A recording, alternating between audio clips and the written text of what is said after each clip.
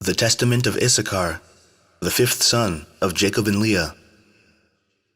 The copy of the words of Issachar, for he called his sons and said to them, Hearken, my children, to Issachar your father.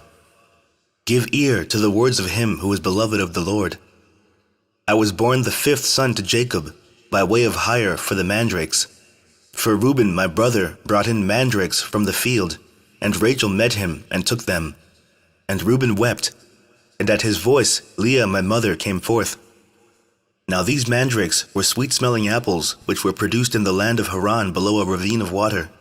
And Rachel said, I will not give them to thee, but they shall be to me instead of children. For the Lord hath despised me, and I have not borne children to Jacob. Now there were 2 apples, and Leah said to Rachel, Let it suffice thee that thou hast taken my husband. Wilt thou take these also?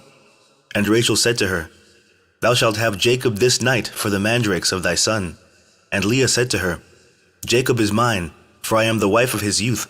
But Rachel said, Boast not, and vaunt not thyself, for he espoused me before thee, and for my sake he served our father 14 years.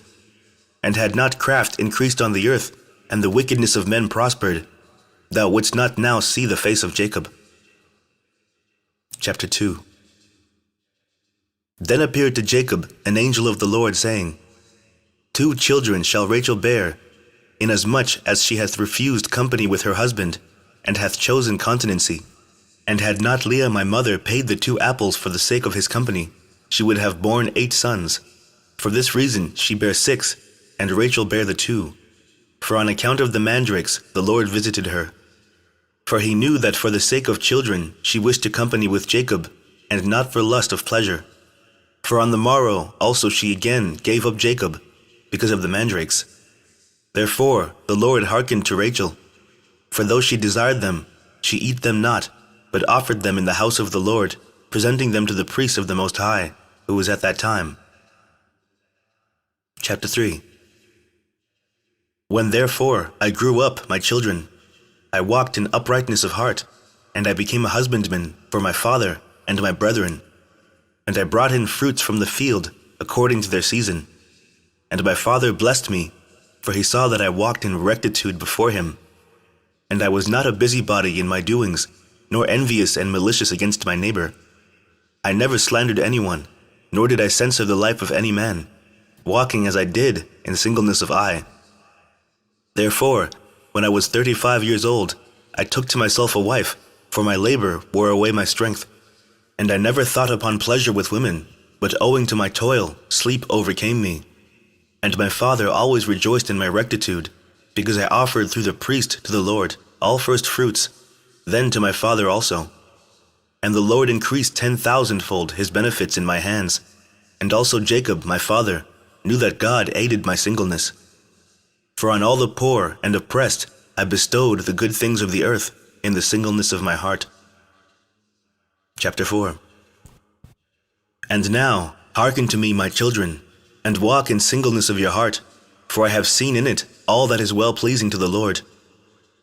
The single-minded man coveteth not gold, he overreacheth not his neighbor, he longeth not after manifold dainties, he delighteth not in varied apparel, he doth not desire to live a long life, but only waiteth for the will of God. And the spirits of deceit have no power against him, for he looketh not on the beauty of women, lest he should pollute his mind with corruption. There is no envy in his thoughts.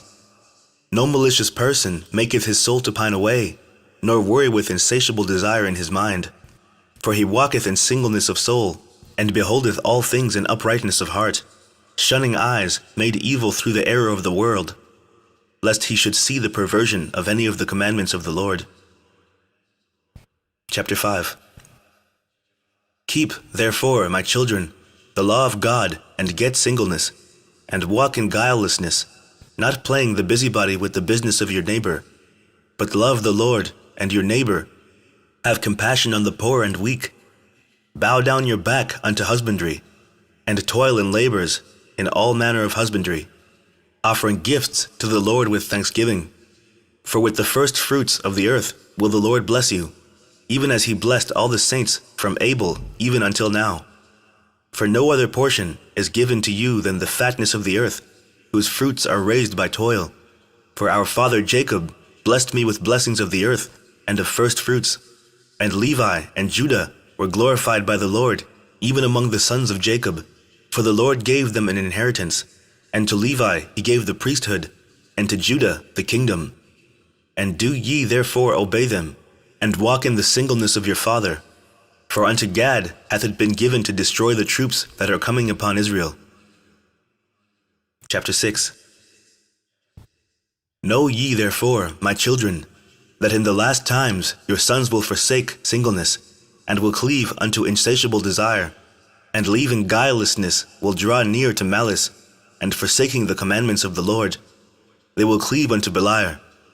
And leaving husbandry, they will follow after their own wicked devices, and they shall be dispersed among the Gentiles, and shall serve their enemies.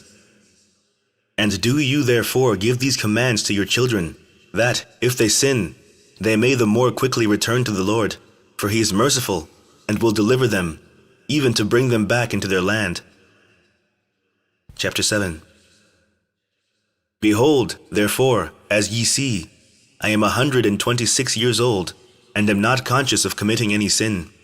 Except my wife, I have not known any woman. I never committed fornication by the uplifting of my eyes.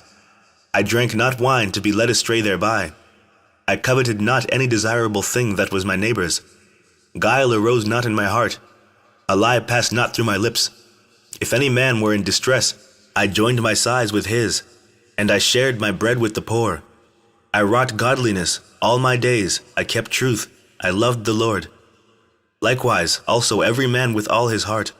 So do you also these things, my children. And every spirit of Beliar shall flee from you, and no deed of wicked men shall rule over you. And every wild beast shall ye subdue, since you have with you the God of heaven and earth, and walk with men in singleness of heart. And having said these things, he commanded his sons that they should carry him up to Hebron, and bury him there in the cave with his fathers. And he stretched out his feet and died, at a good old age, with every limb sound, and with strength unabated. He slept the eternal sleep. The end of the Testament of Issachar.